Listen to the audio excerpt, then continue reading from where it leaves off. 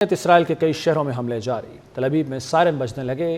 खौफजदा Israeli शहरी बंकरों में जा छुपे। इसराइली दिफाई निज़ाम ने कुछ ईरानी मिसाइल तबाह कर दिए। ईरान ने एक और इसराइली F-35 तैयारा मार गिराने का दावा कर दिया और ईरान ने धमकी दी है कि इसराइल पर तारीख का बड़ा हमला करेंगे, आज रात को दिन बना देंगे।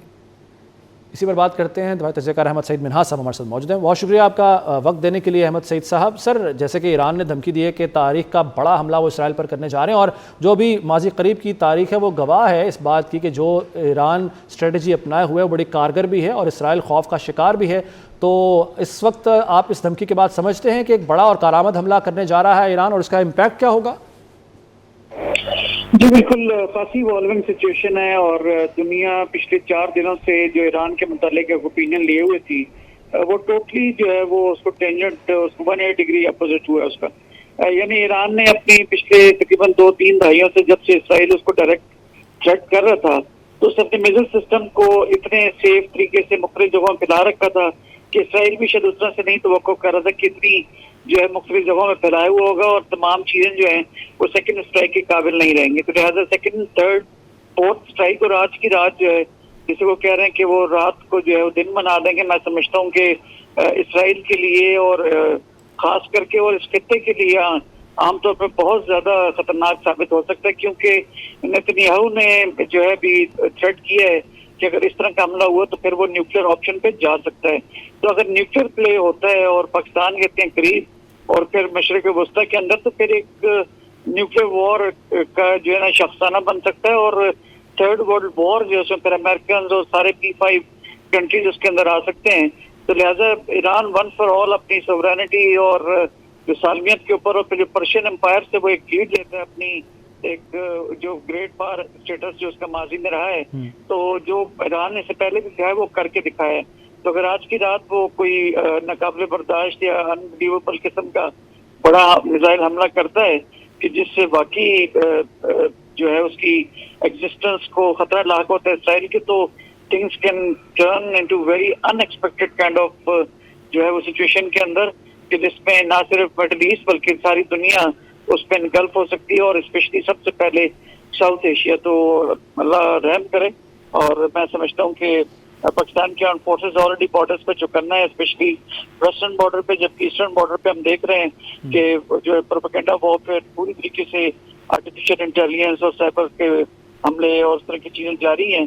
लेकिन अल्हम्दुलिल्लाह पाकिस्तान आर्म फोर्सेस हमा वक्त तैयार है, इसकी कौम भी रेजिलियंट है, लेकिन हमारे नेक्स्ट बॉर्डर जो है वहाँ पे ये अगर रहा तो कुछ होता है इसराइल की जानिब से तो खासा खतरनाक साबित हो सकता है। अहमद सईद मिन्हाज साहब साथ ही रहेगा। सर, ब्रिगेडियर रिटायर वकार हसन साहब भी हमारे साथ मौजूद हैं। बहुत शुक्रिया वकार साहब आपके वक्त का। सर, जो इसराइल पर हमलों के हवाले से ईरान ने अब तक कहा वो करके भी दिखाया है। अब जो एक बड़ा बयान सामने आया कि बड़ा तारीख का हमला वो करने जा रहे हैं, आज रात को दिन बना देंगे, तो किसी किस्म की कोई बेवकूफ़ी की तवक्को हम इसराइल की जानिब से कर सकते हैं? क्योंकि हर धर्मी का तो अब तक मुजाहरा इसराइल ने मुसलसल किया ही है और जो न्यूक्लियर डिटरेंस का कोई ख़तरा मौजूद है इसराइल की जानिब, अगर ऐसा होता है तो फिर सारे ममालिक इस जंग का हिस्सा बन सकते हैं मुस्तकबिल में? एक तो जो अभी इस वक्त सिचुएशन है, हम यहाँ तक इसको रीड भी कर रहे हैं, यहाँ पे बड़ी प्रिसाइज इंफॉर्मेशन आ रही है कि अभी इजराइल ने सारी अपनी एयरलाइन से बाहर निकाल दी है। इतनी बड़ी एयरलाइन थी, इसमें अल है, इजराइल एयर है, अर्की है, हमारे वहाँ जगह नहीं है जहाज खड़े करने की। 5 इनके बड़े बेस हैं, मतलब वेनगोरिया है, फिर एयर बेस है लाइक औदा, नेवातिम है और तेलेनॉफ है, और ये सारे बड़ी बुरी तरह हिट हुए हैं। फिर जो उसकी सबसे बड़ी पोर्ट थी हाइफा की, और मजे की बात है जो 70% port is owned by Gautam Adani from India. तो ये आई थिंक बड़ा मजेदार टारगेट सेलेक्ट किया है जिससे ही किया है, बिकॉज पाकिस्तान का भी आई थिंक बदला चुकाना था, ड्रोन शोन भेजे थे उन्होंने, तो वो उसको हिट किया गया। उधर भी सफे मातम में बिछी हुई है। बाकी आज आई थिंक नेतन्याहू ने शायद दौरा भी किया है, क्योंकि 2 दिन से छुपा हुआ था साइप्रस में, और कल मूडी भी साइप्रस में था, वहां भी शायद कोई बातचीत हुई, उसके बाद शायद G7 के लिए निकल गया और इनके जहाज भी साइप्रस में पास। तो ये टोटल हालात हैं, औकात है। और मैं हमेशा कहता हूँ कि जो इसकी जो कहते हैं कि डोम शोम एंड ऑल दैट, छोटा साइज है तो बड़ा फायदा। इसका डिसएडवांटेज भी यही है कि अगर डोम अभी ब्रीच हो गया बड़ी बुरी तरह, अब उससे सारा ये डिफेंस सिस्टम जो है वो ब्रीच हो चुका है और ऑलमोस्ट एट विल जो है ईरान जो फायर कर। अभी करन मैकग्रेगर एक अमेरिकन है जो आई थिंक बड़ा ज़बरदस्त एनालिसिस करता है, न्यूट्रल एनालिसिस करता है। उसने कहा कि जी जो एक तो सबसे बड़ा नुकसान हुआ जिसकी फियर की, आई थिंक ये एक औरा था इसका डोमिनेंस का मिडल ईस्ट इस्लाम में, वो खत्म हो गया। और ईरान ने मतलब वो तहस नहस कर दिया। This is very important. Actually दो जो गुंडे थे उनको ठुकाई हुई है, एक मोदी की पाकिस्तान ने की है और नेतन्याहू की है ईरान ने। तो एक ये दरखौफ निकल गया, यूथ जो है इस्लाम का तस्वीर कह रहा है, this is as per colonel McGregor, now they are looking at it कि ये इनविजिबल नहीं है और इनको टैकल किया जा सकता है। बेशक कभी अमेरिका पीछे लाइन अप है वो भी आ जाए। और टर्की में ये फीलिंग है, अभी यहाँ पे लोग ये बात कर रहे हैं, तो बड़े डिफेंस एनालिस्ट हैं कि हमारा बॉर्डर, टर्की का बॉर्डर पाकिस्तान भारत के बॉर्डर से स्टार्ट होता है। So just look at the feeling, because जब ईरान पे अटैक हुआ तो टर्की इक्वली अफेक्टेड था। वो कहता है कि या ये प्रॉन्ग लेफ्ट टर्न करेगा हमारी तरफ या राइट टर्न करेगा पाकिस्तान के, नेक्स्ट इन जो फेज होगी खुदा ना खास्ता अगर ईरान गिरता है। तो यहाँ आई थिंक ये कह रहे हैं कि सारे डिफेंस छोड़ के जिसमें आई थिंक पाकिस्तान ने स्टांस लिया है, तो ये border should be between Indo Pakistan border और साइप्रस, यानी सारा इलाका जो है बेसिकली पुरानी हाथ से भी आप समझ लें कि पाकिस्तान ईरान टर्की से नाउ गेट यूनाइटेड में। इसके अलावा भी चारा नहीं है। I think this is what Bhattasi साहब ने भी कॉल किया, आज सागदार साहब ने बड़ा अच्छा स्टेटमेंट दिया है। तो चीजें बड़ी क्लियर हैं कि इंशाल्लाह ताला ये सारे फियर और ये थे, ये बेसिकली दे आर, देखें अभी तक जो इनका औरत है किसके खिलाफ था। ये छोटी मजलूम अक़वाम को मारते रहे, फलस्तीनियों का कत्लेआम किया, हिजबुल्लाह पे अटैक कर दिया, कभी हमास पे कर दिया। तो कौन सी जंग लड़ी है अलग से इसराइल ने या इवन अमेरिका ने पिछले 70 साल में कौन सी बड़ी कौम के खिलाफ लड़ाई लड़ी?